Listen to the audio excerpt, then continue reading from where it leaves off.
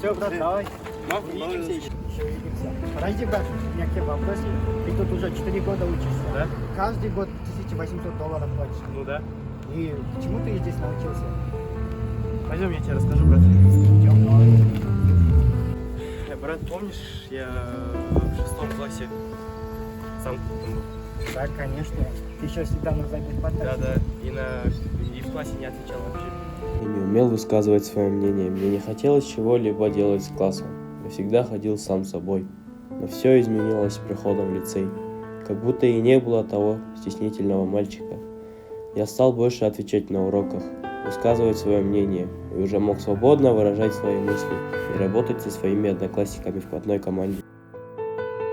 В лицее за тобой никто не смотрит. Нет того человека, который убирает за тобой, моет вещи. Ты должен делать все это самостоятельно.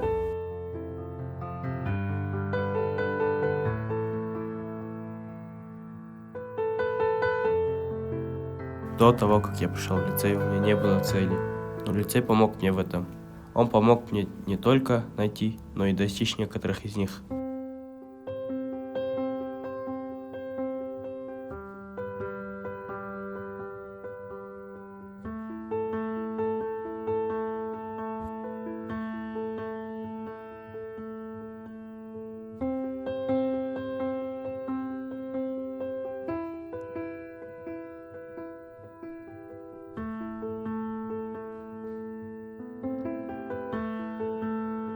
Дружба в лицее – это искренние, бескорыстные взаимоотношения, построенные на доверии и взаимоуважении, согласии и взаимопомощи.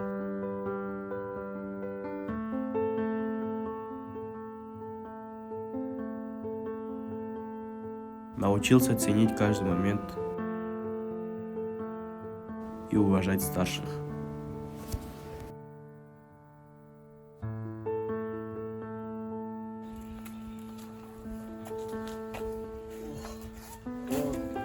У тебя есть какие-нибудь планы на будущее? Уже выбрал университет? Нет, брат, об этом даже не задумывался. Может, я тебя на курсы отведу? У меня как раз знакомые есть. Сможешь? Давай. Давай летом тогда приходи, я тебя отвезу. Давай. Ладно, брат, давай. На связи, если что, да? Я люблю мой лицей.